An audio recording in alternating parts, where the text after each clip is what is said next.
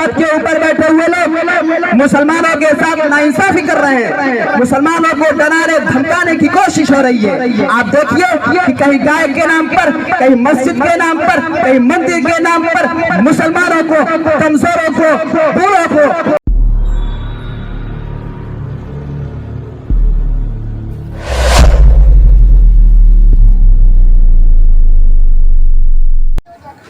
बिस्मिल्लाहिर्रहमानिर्रहीम अल्हम्दुलिल्लाह नहमदुहु व नस्तईनुहु व नस्तगफिरुहु व नु'मिनु बिही व नतवक्कलु अलैहि व नऊज़ु बिल्लाहि मिन शुरूरि अनफुसिना व मिन सय्यिआति अमालिना मन यहदिहिल्लाहु फला मुज़िल्ल लहु व मन युज़लिलहु फला हादिय लहु ونشهد أن لا إله إلا الله وحده لا شريك له ونشهد أن محمدا عبده ورسوله أما بعد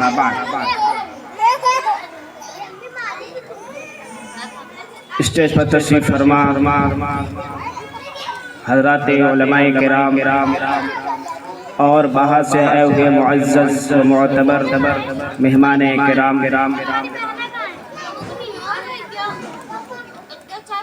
طبیعت بالکل ٹھیک نہیں ہے، سر میں درد ہے، لیکن آپ لوگوں نے بلایا ہے، کھلایا ہے، پلایا ہے تو حق تو ادا کرنا پڑے گا۔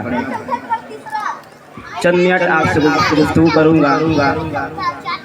دوستو، آج ہم سب یہاں جمع ہیں، جس طریقے سے اس ملک کے اندر ایک دوسرے کے دکھ اور درد میں شریک رہتے ہوئے اپنی زندگی کو گزارتے چلے آ رہے ہیں، آج بھی ہندوستان کے اندر بسنے والے لوگ یہی چاہتے ہیں، اسی طریقے کے اوپر اپنی زندگی کو گزارنا چاہتے ہیں۔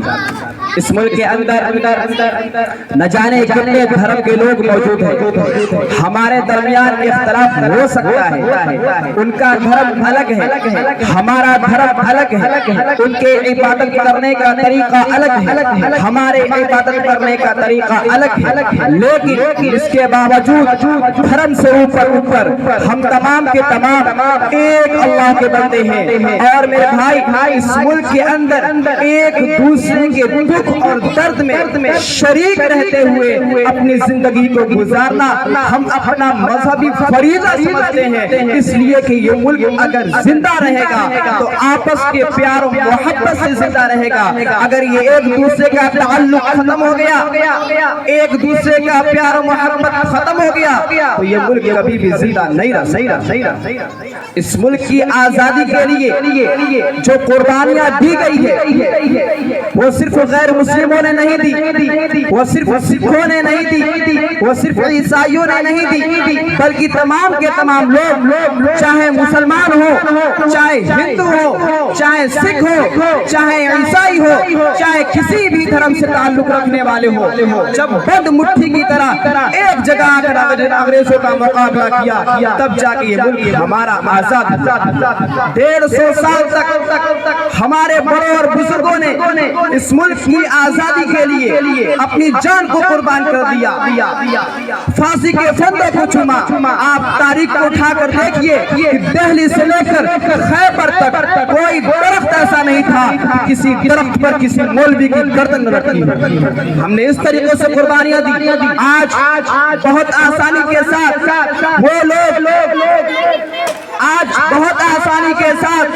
وہ لوگ جو انگریزوں کی غلامی کیا کرتے تھے، جو انگریزوں کی تلوے چاٹا کرتے تھے، جو انگریزوں کی گھوڑوں کی مالش کیا کرتے تھے، وہ بہت آسانی کے ساتھ یہ کہہ دیا کرتے ہیں کہ جاؤ پاکستان چلے جاؤ۔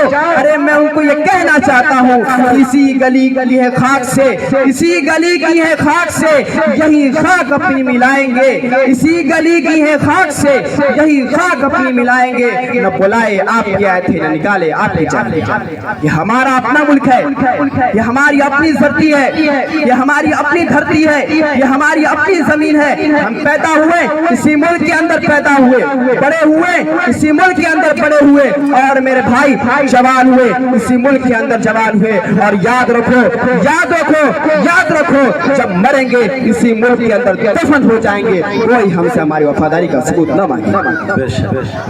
اس ملک سے جتنی محبت، اس ملک سے جتنی محبت یہاں کا رہنے والا مسلمان کرتا ہے، اس ملک سے جتنی محبت، جتنا پریم یہاں کا رہنے والا مسلمان کرتا ہے، دوسری قوم سنیے گا، دوسری قوم اتنی محبت نہیں کرتی جتنا مسلمان کرتا ہے.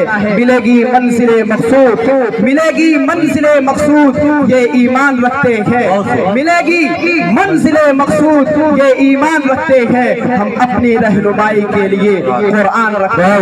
وفاداری وفاداری وفاداری وفاداری وطن سے ہو، یہی اسلام کہتا ہے. ہم اپنے دل کے ہر گوشے میں ہندوستان ہے. ماشاءاللہ بہت زبردست. یہ ہمارا اپنا ملک ہے، یہ ہماری اپنی زمین ہے.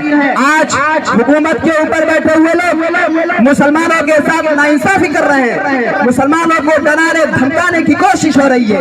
آپ دیکھیے کہ کہیں گائے کے نام پر، کہیں مسجد کے نام پر، کہیں مندر کے نام پر مسلمانوں کو، کمزوروں کو، بوڑھوں کو مارا جا رہا ہے، کاٹا جا رہا ہے. آپ ان کے اوپر پابندی نہ لگا کر شریعت آپ کو مل گئی، مسلمان آپ کو مل گئی، مسلمان آپ کو مل گیا، اور آپ 200 مسئلوں کے اوپر قانون بناتے ہو، طلاق کے سلسلے میں قانون بناتے ہو، وقف کے سلسلے میں قانون بناتے ہو.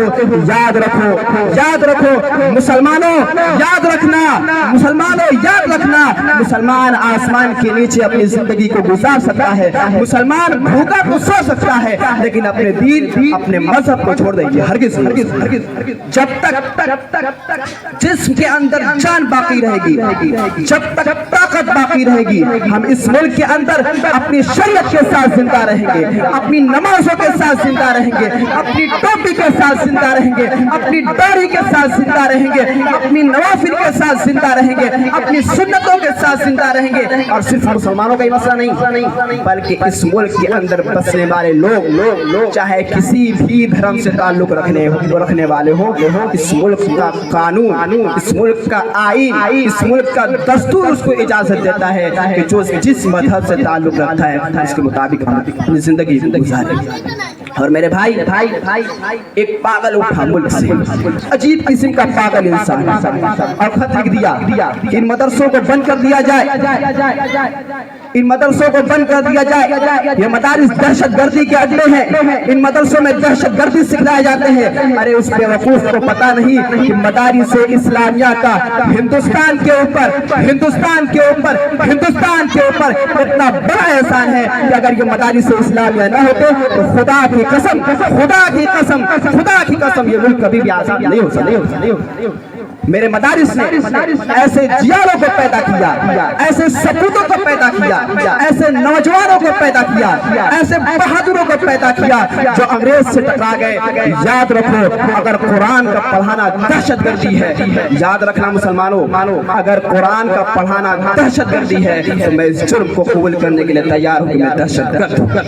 اگر رسول اللہ صلی اللہ علیہ وسلم کی احادیثوں کو زندہ کرنا دہشت گردی ہے تو میں اس جرم کو قبول کرنے کے لیے تیار ہوں کہ میں دہشت گرد ہوں. اگر اس ملک کے اندر آذانوں کی صدا بلند کرنا دہشت گردی ہے تو میں اس جرم کو قبول کرنے کے لیے تیار ہوں کہ میں دہشت گرد ہوں. اگر اس ملک کے اندر غیر مسلم رہنماؤں کو، سکھوں کو، عیسائیوں کو، دلتوں کو، کمزوروں کو، بوڑھوں کو اپنے سینے سے لگانا دہشت گردی ہے تو میں اس جرم کو قبول کرنے کے لیے تیار ہوں کہ میں دہشت گرد ہوں. آخر میں یہ بات کہہ کر اپنی بات کو مکمل کرتا ہوں کہ مجھے فخر ہے کہ میں مدرسے سے پڑھا ہوا ایک ادنا سا طالب علم ہوں، اور مجھے فخر ہے اپنے مدرسے کے طالب علم ہونے پر، اس لیے کہ میرا مدرسہ مجھ کو یہ سکھلاتا ہے، میرا اللہ مجھ کو یہ تعلیم دیتا ہے، میرا قرآن مجھ کو یہ سکھلاتا ہے کہ اے میرے بیٹے جب وطن کو ضرورت پڑے تو یہ گردن تیری جھکنی نہیں چاہیے، بلکہ یہ گردن کٹ کر وطن سے اپنی وفاداری کا ثبوت دینا چاہیے. کس نے سکھلایا؟ یہ میرے مدرسے نے سکھلایا. یہ کس نے سکھلائی؟ یہ میرے احادیثوں نے سکھلائی. اگر یہ تمام کے تمام دہشت گردی ہے، ان تمام لوگوں کی موجودگی میں میں اس جرم کو قبول کرنے کے لیے تیار ہوں کہ میں دہشت گرد ہوں. میرے محترم بزرگوں اور دوستوں، اسی چند باتوں سے اپنی بات کو مکمل کرتا ہوں. بولنا تو بہت کچھ تھا لیکن ہمت نہیں ہو رہا. اس مدرسے کو تا قیامت قائم رکھے اور اس مدرسے کے تمام ذمہ داروں کو صحیح سلامت صحت کے ساتھ ایمانداری کے ساتھ مدرسے کو قائم رکھنے کی توفیق عطا فرمائے. وآخر دعوانا الحمدللہ رب العالمین. السلام علیکم ورحمۃ اللہ وبرکاتہ.